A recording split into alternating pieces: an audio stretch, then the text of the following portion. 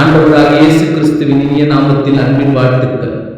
அசதியாயிராமல் ஜாக்கிரதையாயிருங்கள், ஆவியிலே அனலாயிருங்கள், கர்த்தருக்கு ஊழியம் செய்யுங்கள் என்று பவுல் சொல்லுகிறார். ஆண்டவர் இயேசுவை இரட்சகராக ஏற்றுக்கொண்ட ஒவ்வொருவரும் நம்மை ரட்சித்து நமக்காய் சிலுவையில் ரத்தம் சிந்தி மரித்து 3ஆம் நாள் உயிரோடு எழுந்து ஆண்டவருக்காக ஏதாவது செய்யணும். இந்த வசனத்தை ஏதோ ஊழியம் செய்கிற ஊழியக்காரர்களுக்கு மட்டும் பவுல் எழுதவில்லை. இதை வாசிக்கிற அத்தனை பேரும் கர்த்தருக்கு ஊழியம் செய்ய வேண்டும் என்று சொல்லுகிறார். பழைய ஏற்பாட்டின் நாட்களில் ஆசாரியர்கள், லேவியர்கள், ராஜாக்கள், தீர்க்கதரிசிகள் ஆண்டவருடைய வேலையை, பணிவிடையை, ஊழியத்தை செய்தார்கள். புதிய ஏற்பாட்டின் சிலரை அப்போஸ்தலர்களாக, மெய்ப்பர்களாக, தீர்க்கதரிசிகளாக, போதகர்களாக, சுவிசேஷகர்களாக ஆண்டவர் ஏற்படுத்தினார். தன் சொந்த குடும்பத்தை நடத்த தெரியாத ஒருவரால் தேவனுடைய சபையை எவ்வாறு கவனிக்க முடியும்? ஆம், வீட்டில் இருக்கும் மனைவிக்கு தேவை பிரசங்கியாரோ டாக்டரோ அல்ல, கணவன். பள்ளியிலிருந்து திரும்பும் பிள்ளைக்கு தேவை போதகர் அல்ல, அப்பா. தோட்ட வேலை, வீடு சுத்தம் செய்தல், பொழுதுபோக்கு, விளையாட்டு, சும்மா ஒரு நடை, இவைகளை எல்லாம் எந்த ஊழியர் நினைத்து பார்க்கிறார்?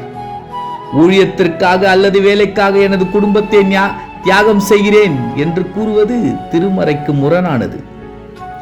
முதலாவது கடவுள், இரண்டாவது குடும்பம், மூன்றாவது வேலை அல்லது ஊழியம். இந்த முக்கியத்துவ வரிசையை மாற்றும் எவரும் நிச்சயம் சிக்கலில் மாட்டிக்கொள்வர். குடும்பத்தோடும் நேரம் செலவழிப்பது கட்டாய கடமை. பேதுரு தன் மாமியாரை கவனித்தார். இயேசுவானவர் இறுதி மூச்சு விடும் முன் தன் தாயை யோவானிடம் பொறுப்பாக ஒப்படைத்தார். குடும்பத்தோடு விடுமுறையில் ஊருக்கு உல்லாசமாய் சென்று வருவது நேர வீணடிப்பு என்று யார் சொன்னது? நகைச்சுவையும் கலகலவென்று சிரிப்புமின்றி ஓயாமல் அறிவுரையும் ஆலோசனையுமே பிள்ளைகளுக்கு வழங்க வேண்டும் என்று யார் சொன்னது?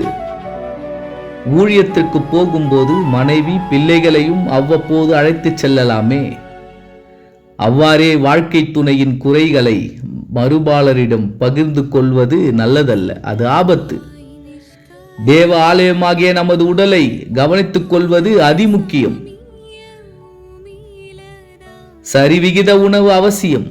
தகுந்த நேரத்தில் உணவும் தகுந்த அளவு ஓய்வும் ஊழிய நாட்களை கூடுதலாக்கும். 4 சக்கரத்தின் மதிப்பை நாடுவதை விட 2 சக்கர வண்டியை மிதிப்பது மேலானது. அதைவிட மேன்மையானது 2 காலால் நடப்பது. தமது 30ஆம் ஆண்டு வரை இயேசு விறுவிறுப்பான தச்சு தொழிலில் ஈடுபட்டிருந்தார். தொடர்ந்து 3½ ஆண்டுகள் எவ்வளவு நடந்தார், மலை ஏறினார், அவரது சிலுவையை அவரே சுமந்தார். அவ்வளவிற்கு காரணம் அவரது திடமான உடலே. தன் சொந்த உடலை பகைத்தவன் யார்? வசதிகளுக்காக கடவுளை துதிப்போம், ஆனால் அவைகளுக்கு அடிமையாகிவிடக்கூடாது. எளிய வாழ்வு, உயரிய சிந்தனை, இதுவே நமது லட்சியமாக இருக்க வேண்டும். பாலின பாவங்களுக்கு விலகியோடுங்கள், அவை உங்கள் உடலுக்கே விரோதமானவை. உங்கள் அபிஷேகத்தையும் வலிமையையும் இழப்பீர்கள். அவ்வப்போது மருத்துவ பரிசோதனை செய்து எந்த குறைவையும் உடனுக்குடன் சரி செய்யுங்கள். தினமும் தெய்வீக ஆரோக்கியத்தை உரிமை பாராட்டுங்கள்.